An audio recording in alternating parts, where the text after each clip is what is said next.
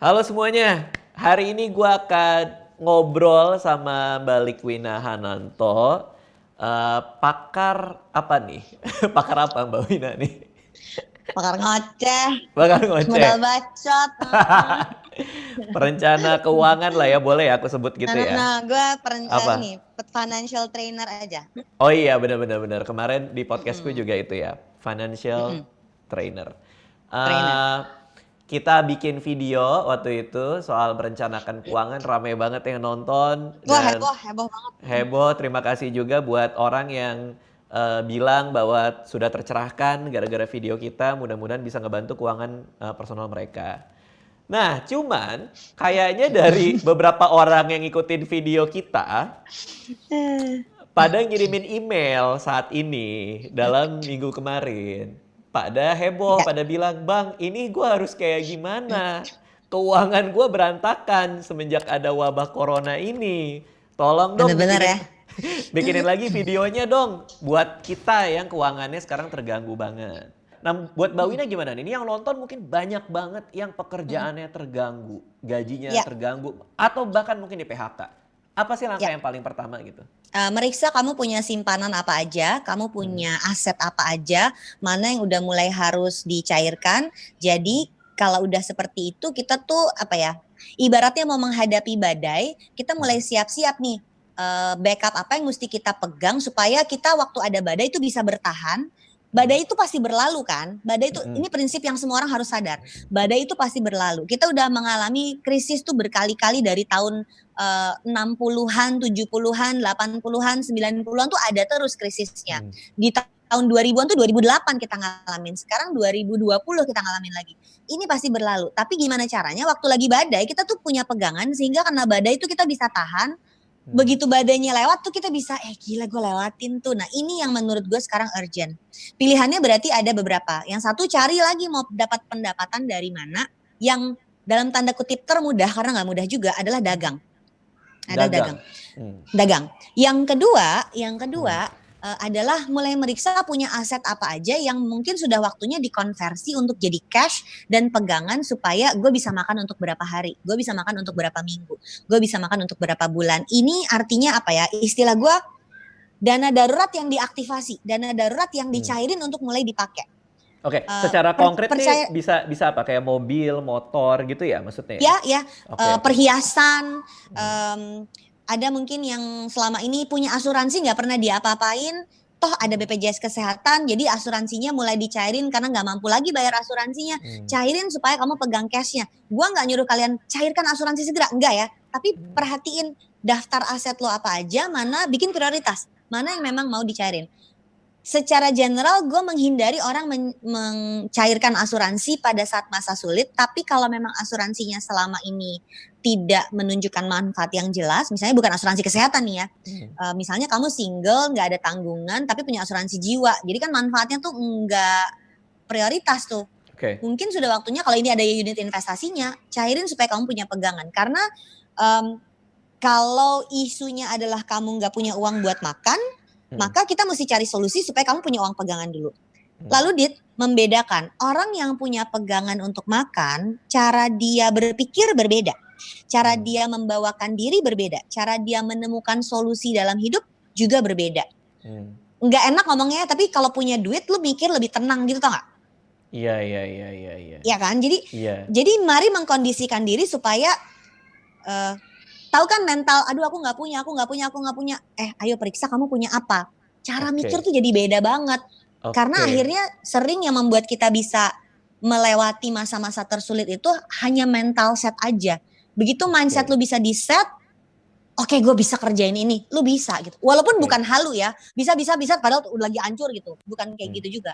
Oke, jadi berpikir bahwa optimis dulu ya. Jadi jangan langsung kayak hidup gua selesai, hidup gua udah segala macam gitu. Enggak, Tapi pikir, it's never over. Enggak, it's never over. Selama besok lo masih bernafas, it's never over.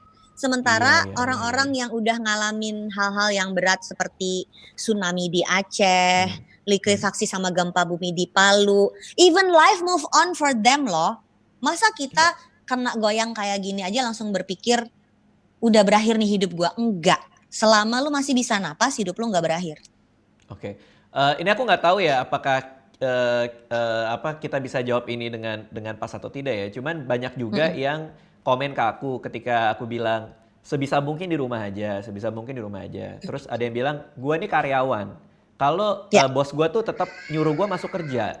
Kalau gua nggak masuk kerja, gua nggak digaji. Sementara di rumah gua punya anak istri juga yang Mm-mm. takutnya gua nularin ke mereka gitu. Buat Mbak Wina Mm-mm. kira-kira solusinya gimana? Eh, nggak pernah ada solusi gampang sih, Dit. Hmm. Dan memang tidak semua kantor bisa menyediakan fasilitas itu.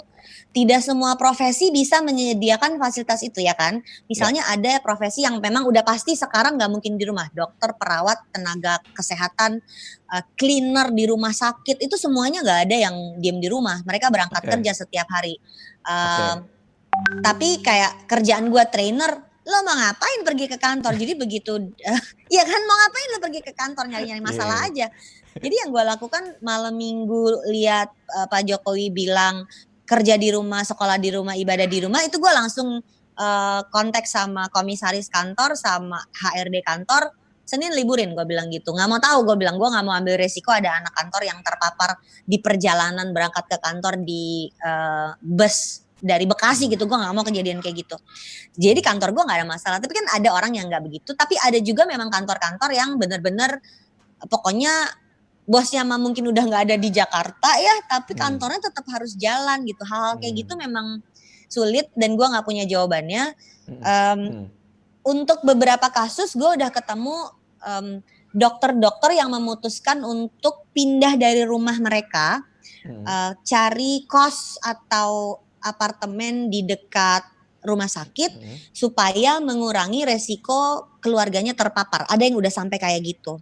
Oke, Uh, oke. itu ada yang udah kayak gitu dan buat gue itu gue benar-benar sesak waktu baca itu tweet dari salah seorang teman di Twitter yang gue tahu dokter, dia ngomong sampai kayak gitu, gue yang sampai ya masa orang kayak kita nggak diem di rumah gitu.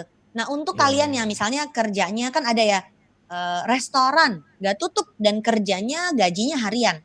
Hmm, Kalau dia hmm, nggak datang, slot dia akan diambil temannya, maka dia nggak akan dapat gaji dari situ. hmm, Emang sulit, tapi artinya yang perlu kamu lakukan adalah meminimalkan risikonya. Kapan hmm, harus pakai masker, kapan harus pakai sarung tangan, kapan harus pakai sanitizer, dan hal seperti itu. Karena memang, apa istilahnya ya, kayak buah si malakama ya, mana hmm, yang mau didahulukan, makan dulu, sehat dulu. Harus dua-duanya loh, Dit, karena roda iya, iya. ekonomi kan harus berputar juga. Kalau kitanya sehat, lalu nanti ekonominya mandek, kita akan ada di dalam periode yang sangat berat. Tapi kalau semuanya sakit berbondong-bondong juga ekonominya nggak bisa berjalan. Itulah Hmm, kenapa gue udah nggak berani komentarin soal lockdown atau enggak, mass hmm, testing atau enggak. Gue rasa gue nggak punya informasinya untuk terlibat di dalam komentar-komentar itu karena gue nggak tahu um, skenario apa yang dipaparkan sama para pejabat, baik itu presiden, gubernur maupun wali kota, kalau melakukan tindakan A, skenario ini yang akan terjadi. Kalau melakukan tindakan B, skenario ini gitu kan sebenarnya. iya, Jadi iya, iya. buat kalian yang saat ini masih bisa bekerja, eh, lebih ke meningkatkan perlindungan untuk diri karena masih harus bekerja. Tapi isu berikutnya adalah gini, udah mulai ada restoran-restoran chain besar yang merumahkan seluruh karyawannya. Artinya itu nggak gajian tuh, Dit. Jadi Oke. cabangnya semuanya ditutup. Ada grup restoran besar yang menutup sementara semua cabangnya. Udah Hmm, ada mall yang memutuskan tutup selama 1 minggu. Minggu hmm, depan tuh ada satu mall yang gue udah lihat pengumumannya akan tutup total. Artinya kan memang berusaha mengurangi perkumpulan orang dan mengurangi resiko para pekerja ini sakit juga. hmm. Ya akhirnya balik lagi. Kalau udah kayak gitu, kalian punya penghasilan dari mana? Iya, Untuk iya, iya. orang-orang yang sudah punya dana darurat bisa pegangan sama dana darurat, tapi ada orang yang nggak bisa punya pegangan dana. Contohnya mungkin Hmm. yang paling kita lihat ya, udah lihat belum?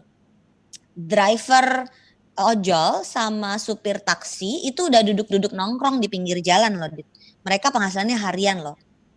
Itu Hmm. berat banget. Gue udah nggak kebayang kayak apa. Makanya waktu ada temen gue yang ngajakin kita bikin traktir ojol yuk gitu ya, itu gue support. Lu udah pernah denger nggak Ya, aku yang aku kalau lu aku lihat order lihat makanan, di IG-nya Mbak Wina juga. yang kalau kita order makanan cari di warung yang memang warung kecil juga, pasti warung-warung itu kehilangan pembeli. Terus jadinya warungnya dapat order, ojolnya dapat order juga, dan makanannya kita kasih ke ojolnya. Kalau ojolnya nggak mau makan itu dia bisa kasih ke teman-temannya, atau bahkan kemarin tuh ada yang pas ditraktir sama suami gue, dia memutuskan dia kasih ke ibu pemulung. Dan kan kita semua yang aku lihat juga deh itu. ya, jadi kayak gini tuh yang menambah napas setiap orang yang ada yang berinteraksi sama kita. Kalian yang punya perpanjangan tangan, lakukan perpanjangan tangan itu mumpung kitanya masih bisa. Karena gue juga memikirkan, gue sampai kapan ya bisa kayak begini. Mumpung sekarang bisa, gue kerjain deh gitu. Nah, yang sekarang posisinya benar-benar harian, ya mengandalkan kayak begitu. Kemarin bahkan gue sempet IG live sama temen gue namanya Hana Farid. Hana tuh sempet kerja di startup busana muslimah ya. Terus Hana tuh cerita teman-teman fashion tuh udah angkat tangan semua, Dit, karena penjualan mereka tuh udah mulai nol ya, nggak 1, 3, 0. Kalau lagi kayak gini, ya gue kelihatannya gini kan, tapi kan di bawah ini gue pakai celana olahraga, Dit. Iya, paham. Akhirnya minimalism itu gue lakukan juga tanpa gue ingin. Selamat bergabung Mbak Wina. Ini sekte baru, ini sektenya Raditya Dika nih, gue nggak mau, gue nggak terpaksa. Ya ini outer yang udah gue pakai seminggu dan kayaknya baik-baik aja gue pakai 1 outer doang gitu. Iya, tapi itu bener loh, ternyata dengan sebuah keterbatasan ini kita juga jadi ngerasa banyak hal yang sebenarnya kita nggak esensial. Bisa, ya bisa. Nggak, gue tetap buta anak-anak gue sekolah ya. Iya. Gue stres anak-anak gue nggak ada di rumah 24 jam. Iya. Sebagai ibu 3 anak ya, anak gue 3. Itu pagi-pagi gue udah senewannya kayak apaan. Karena gue harus memastikan mereka login semuanya di depan komputer masing-masing. Dan gue harus meriksain PR 3 anak, nggak sanggup gue. Gue mau ini normal lagi. Gue nggak mau anak gue sekolah dari rumah lama-lama. Iya, kebayang sih. Terima kasih sudah menonton video ini. Jangan lupa subscribe untuk menunjukkan dukungan kamu kepada channel gue.